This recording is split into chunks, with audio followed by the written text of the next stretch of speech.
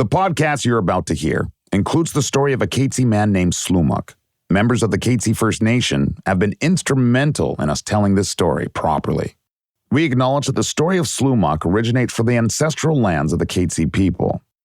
What you're about to hear, you may find graphic and violent in nature. Listener discretion is advised.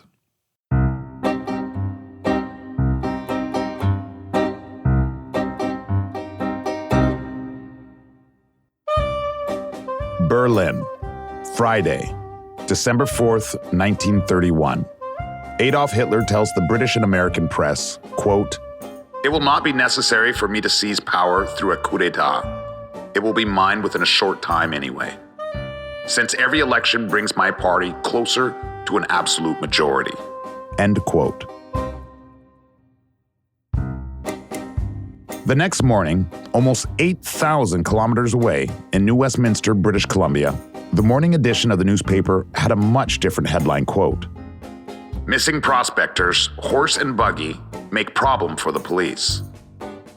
R.A. Volcanic Brown's horse and buggy have created a problem for provincial police.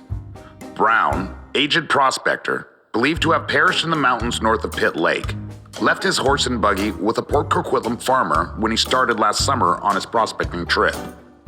It being almost certain that Brown is lost, the farmer now wants to dispose of the outfit as he has no use for it.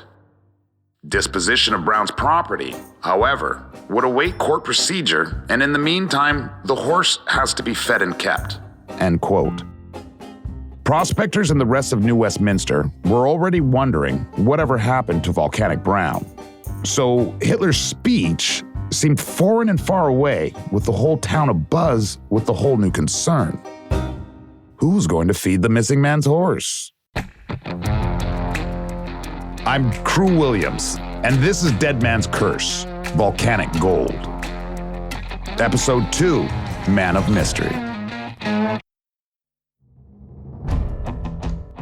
In the last episode, I shared details of the harrowing 3-week search for Volcanic Brown. The famous flamboyant prospector went missing in the Upper Pitt Lake region of British Columbia sometime in the fall of 1931.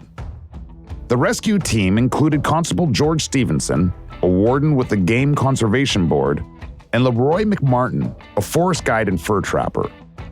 In the mountains, they faced severe blizzard conditions, blinding snow, impenetrable ice, freezing winds, impeding hunger, constant danger and discomfort while searching for the prospector. Brown had always been a loner, and he had to be rescued once before. But he was unrelenting. For years, the octogenarian would leave in the summer for the mountains in search of his, quote, hidden treasure.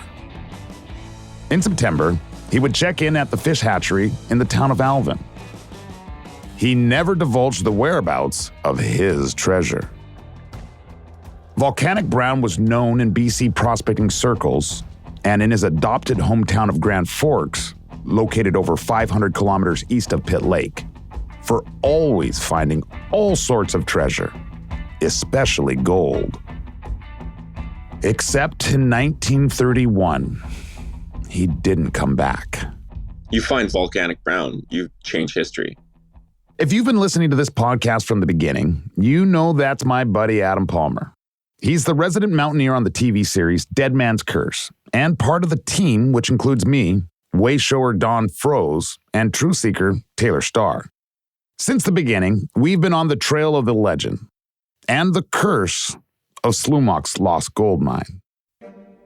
Slumuk was an elderly man from the Katzie First Nation who was hanged at New Westminster, British Columbia on January 16, 1891, for the killing of Louis B. the previous September, possibly in self-defense. Legend has it that Slumuk cursed his secret gold mine, a source said to be worth billions, and hidden somewhere in the wilderness to the north of Pitt Lake. From the gallows, he said, "Nika memlus, mein memlus," which loosely translated from Chinook means, "When I die, the mine dies." Slumuk's curse is the reason we're talking about Volcanic Brown, because we're on the hunt for truth and treasure as we investigate the legend and curse to find out what happened to the many souls that went looking for Slumach's gold and vanished. Because Brown was just one in a long line of prospectors, gold seekers, and dreamers who died, disappeared, or were met with disappointment after disappointment in the hunt for Slumach's gold. Adam is convinced the key to the mystery lies with Volcanic Brown, and he should know. He's the expert on the man.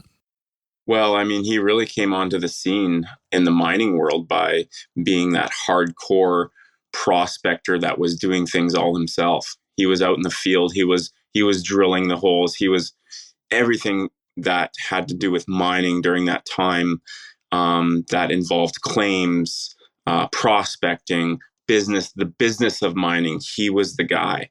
He started making headlines in local newspapers, with the selling of his claims and the prospecting that he had done, and then, finding good prospects and selling those prospects. And, there was always controversy around him, whether it was, he was prospecting and then the claims were sold out from him. But, he made headlines no matter how you see it. He was the celebrity of the mining world during that time. Before he went missing, Volcanic Brown had been making news across the Pacific Northwest for decades, either under his birth name, Robert Allen Brown, or any of his nicknames, including Doc Brown, Crazy Brown, and Sunset Brown. As far back as December 14th, 1869, the colonists reported that a miner named Brown was one of 3 men who split a gold strike worth over $41,592 in the Caribou region deep in the central interior of British Columbia. That's over $940,000 today. And this miner Brown got a third of that. The paper also reported that Brown paid $50 in damages to someone named J. Tracy after the 2 men fought over a, quote, lady fair. Nearly 50 years later, on March 23, 1917, a headline in an American paper read, "Drives 900-foot tunnel by hand." The article described Volcanic Brown's efforts to reach a motherlode of mineral-bearing ore in the mountains north of his home in Grand Forks, British Columbia. Quote, "He has earned the name of Volcanic Brown because of his persistent faith in his property, which he has named the Volcanic because of his theory of its formation, and he believes he will eventually uncover a body of ore of such magnitude as to startle the mining world." End quote. Brown was attempting to carve a 900-foot tunnel by hand. The article goes on to say that Brown purchased $10,000 worth of mining machinery. To put that in perspective, $10,000 in 1917 is worth as much as $255,000 today. And he was almost 70 years old at the time. Unfortunately, he didn't reach any bona fide pay dirt that time, despite all of his best efforts. As Adam mentioned, Brown was a bit of a celebrity. Some of the newspapers reported that he had made his own wine from Oregon grapes, was renowned for concocting homemade health remedies, and once appeared in court for practicing medicine without a license. Others wrote that Brown claimed to have discovered huge aluminum deposits near Pitt Lake, a tall tale if there ever was one. That's because pure aluminum, as far as we know, is rarely, if ever, found in nature. It's produced from the sedimentary mineral bauxite, which is not commonly found in Canada. Still, Brown was bound to make headlines, from his pair of black horses to his mysterious slit eyeglasses, to reports that he once killed a man in defense of 2 young boys in his neighborhood. A few decades earlier, there were reports that upon the sale of his interest in a certain mining concern, he, quote, celebrated the event by visiting a dentist and ordering a set of gold teeth, end quote. That's right, Volcanic had a gold grill. But more on that later. Right now, one thing is for sure. The press certainly fueled the fame and celebrity of Volcanic Brown as much as they fueled the legend of Slumach.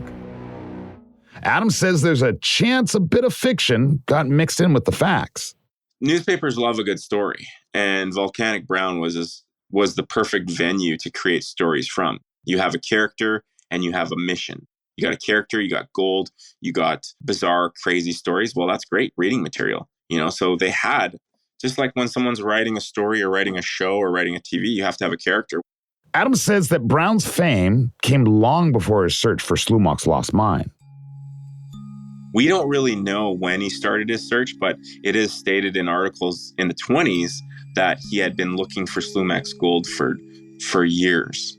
It would say, quote, every summer he has been up here for the last 10 years trying to find the treasure. So he was a treasure hunter. And I don't think he necessarily didn't say, the lost gold mine is real or not, but he was out there looking for it. And in the meantime, he was finding minerals that were, besides gold, that were worth a lot.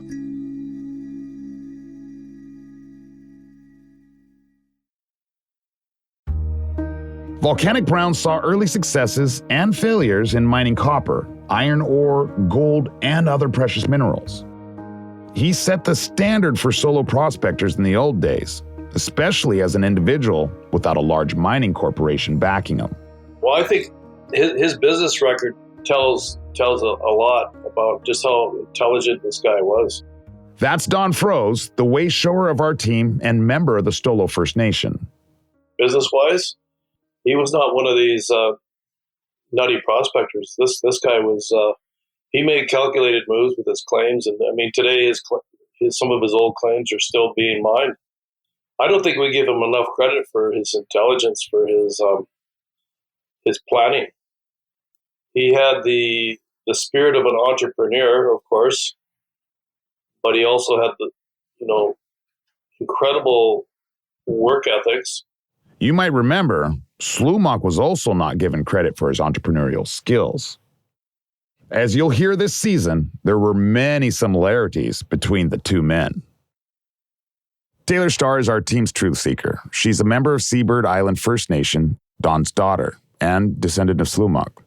She says that Brown's spirit is something that sets him apart from some of the other prospectors at the time. When I think of Volcanic Brown, I think of someone that is very entrepreneurial and someone who is very smart and who's been around the horn long enough. Because he was quite old by the time that people found out that he perished or something. And just the fact that this guy was out in the mountains where we were, and he's hiking around looking for this lost gold and making copper mines and all that. So it's just someone that's very willfully strong. It's no doubt that amongst the press and the public, Volcanic Brown was known as a rough rider. Someone who knew the wilderness, who knew what it took to survive in tolerable conditions, and how to identify and exploit all types of pay dirt. And as we mentioned in the last episode, it wasn't until November 1931 that the authorities finally launched a search for Volcanic Brown. This was months after he should have returned to civilization. A friend of his, Lawrence Fredrickson, said a search wasn't even necessary, as, quote, he was well able to look after himself, end quote. Volcanic Brown was known for his successful expeditions into the pit. He had been prosperous before he arrived in the region and was able to look after himself, but it is safe to say that his fame came with some unwanted attention. He was followed all over British Columbia, but nobody could keep up to him. That's the historian and former prospector Marc Ferrero. He grew up in the lower mainland of British Columbia with the same stories we did, of lost gold and legendary prospectors like Volcanic Brown. He knows the mountains and wilderness of BC like the back of his hand because, like Slumach and Brown before him, he's searched for and found treasure in the land. I actively placer mined, or tried to, when I was a young fellow. I was very fortunate that I earned a very good living very young, and so I was able to travel a lot. And I went all around BC.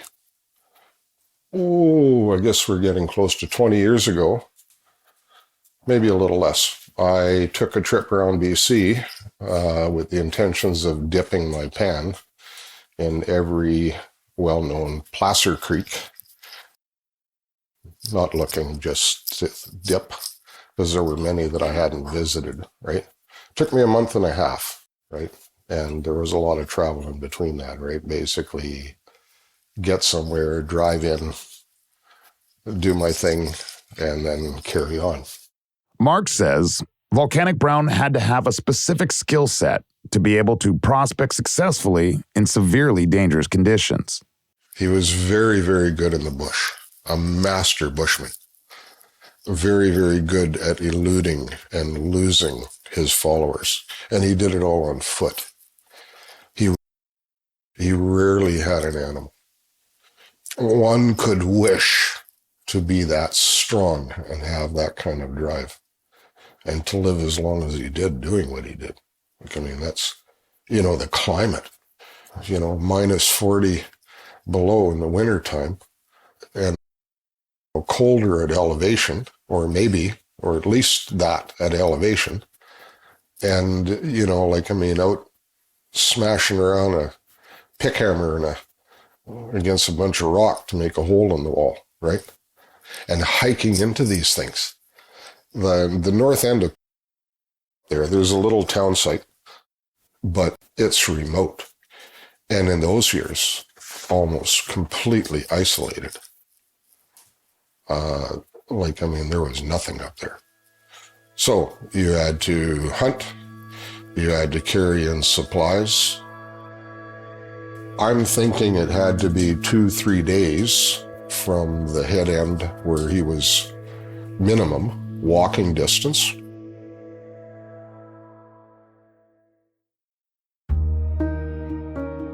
Volcanic Brown's cabin was located at the head of 7 Mile Creek, and as Marc Ferrero just mentioned, to get to it requires guts.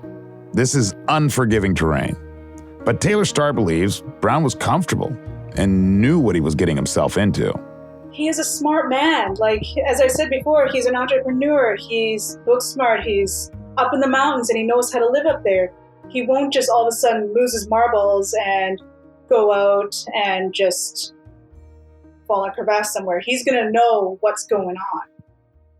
While we don't have any records of Brown's formal education, we know that George Stevenson and Leroy McMartin found a very important book in November 1931. In the collapsed, snow-encrusted tent at the foot of the Stave Glacier, his would-be rescuers discovered an old shotgun, cooking utensils, a notebook of home remedies, and a jar of loose, coarse gold. They didn't call him Doc Brown for nothing, because that notebook set Volcanic Brown apart from any other less seasoned miner. This is a man who knew how to survive. So I have to stop here and ask, why would he leave his shotgun behind? What would make a prospector run off without his survival gear?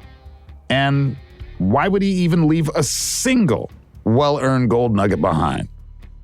We may never know the answers because Volcanic Brown just vanished. And not a single word of this discovery was mentioned for 28 years. Not until 1959, when Constable Stevenson retired from the Game Commission at 77 years of age. That's when he gave the Daily Colonist an interview, in which he divulged what he believed to be Volcanic Brown's campsite for the first time. Why would he keep that information secret? Well, we've got a couple theories which we'll share in due time. What we know for sure is that in the interview, Stevenson said of Volcanic Brown, quote, "One thing I do know is that he was a mighty tough old man, to the finish," end quote. So, how did Volcanic Brown become such a mighty tough old man? This was a dangerous place to work. It was remote. You couldn't have family with you, so they're looking for single men. These guys would say, to hell with this. It's just not worth it. It's too hard to work. Did he ever find Slumach's gold?